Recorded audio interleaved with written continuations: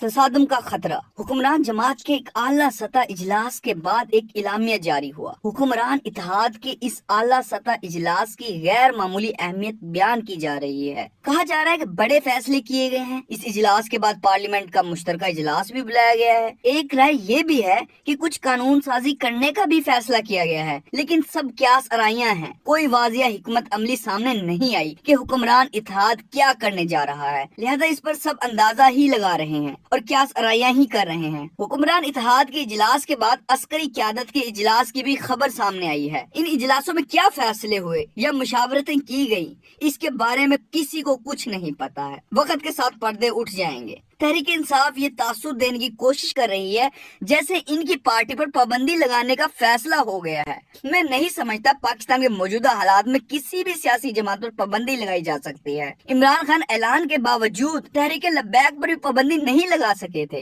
اسی لیے موجودہ اتحاد حکومت تحریک انصاف پر پابندی نہیں لگا سکتی۔ یہ ممکن ہی نہیں۔ یہ بات سیاسی بیانیہ تو ہو سکتی ہے، آپ جلسوں میں اور پریس کانفرنس میں تو کہہ سکتے ہیں، لیکن عملاً ایسا کرنا ممکن نہیں ہے۔ تحریک انصاف بھی شاید سیاسی بیانیہ ہی بنا رہی ہے کہ ہم پر پابندی لگ رہی ہے تاکہ لوگوں کو متحرک رکھا جا سکے۔ حکمران جماعت کے اعلامیہ میں عدلیہ کے فیصلوں پر سخت تحفظات کا اظہار کیا گیا ہے۔ میری رائے میں عدلیہ کو حکمران جماعت کے تحفظات کو نظر انداز نہیں کرنا چاہیے، بلکہ اس کے تدارک پر غور کرنا چاہیے۔ سوال یہ بھی ہے کہ آج تو حکمران اتحاد کے اجلاس کے اعلامیہ میں عدلیہ پر تحفظات کا اظہار کیا گیا ہے۔ اگر ایسی ہی تحفظات کا اظہار پارلیمان کی کسی قرارداد میں ہو جاتا ہے تو پھر کیا ہوگا؟ یہ کوئی اچھا نہیں ہوگا۔ پارلیمان اگر جارحانہ انداز اپناتی ہے تو عدلیہ کیسے جواب دے گی؟ ایسے میں کیا ہوگا؟ یہ سوالات سب کے ذہن میں ہیں، ان کے جواب سب جاننے کی کوشش میں ہیں۔ ہر روز کا منظرنامہ بحران کو بڑھا رہا ہے۔ میرے نزدیک تحریک انصاف اور دیگر سیاسی جماعتوں کی باہمی لڑائی کوئی اتنی بڑی بات نہیں ہے۔ سیاسی جماعتوں کا کام ہے ایک دوسرے سے لڑ کر اپنا راستہ بنائیں۔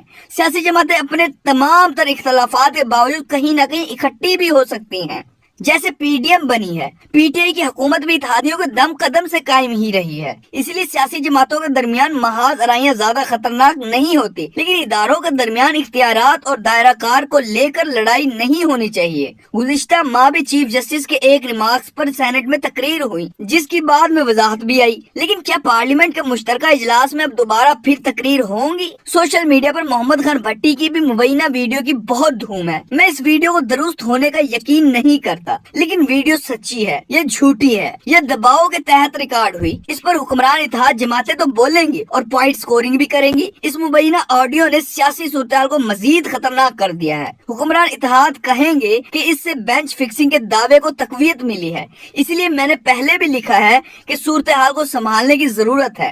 یکساں انصاف کے سنہرے اصول کو سختی سے کاربند کرنے کی ضرورت ہے، ورنہ صورتحال خراب ہوگی۔ تحریک انصاف نے بیرونی ملک میں جو مظاہرے کیے ہیں، انہوں نے بھی ملک میں حالات کو خراب کیا ہے۔ ان مظاہروں میں لگنے والے نعروں نے پاکستان میں پہلے سے کشیدہ سیاسی صورتحال کو مزید خراب کیا ہے۔ سیاسی ماحول کشیدہ ہو گیا ہے۔ تحریک انصاف کی قیادت کو ایسی سرگرمیوں سے خود کو الگ کرنا چاہیے، کیونکہ یہ اس کے لیے بھی اچھا نہیں ہے۔ بیرونی ملک مقیم پاکستانی اور پاکستان کا آئین اور قانون لاگو نہیں ہوتا، اس لیے وہ بیرونی ملک پاکستان اور اس کے اداروں کے بارے میں منفی باتیں پھیلانے میں آزاد ہیں۔ لیکن دلچسپ بات یہ ہے کہ سیاست زیادہ یہ اوورسیز پاکستان کی سیاست میں حصہ لیتے ہیں یا اپنے مفادات کا تحفظ بھی کرتے ہیں، لیکن ان کے حقیقی مفادات بیرونی ملک ہی ہوتے ہیں۔ اس لیے میں ان کے پاکستان کی سیاست میں حصہ لینے کے خلاف ہوں۔ میں ان کو ووٹ کا حق دینے کے خلاف ہوں۔ جب ان پر پاکستان کا قانون لاگو نہیں ہوتا تو ان کی سیاست قانون کے دائرے سے باہر چلی جاتی ہے۔ وہ سیاست بھی قانون سے باہر کرتے ہیں، اس لیے اس کا ملک اور قومی سیاست کو نقصان ہے۔ اب بھی ملک کی سیاسی صورتحال کو بیرونی ملک ہونے والے مظاہروں نے خراب کیا ہے۔ ایک رائے بن رہی ہے کہ عمران خان اور تحریک انصاف جو بات پاکستان میں نہیں کر سکتی،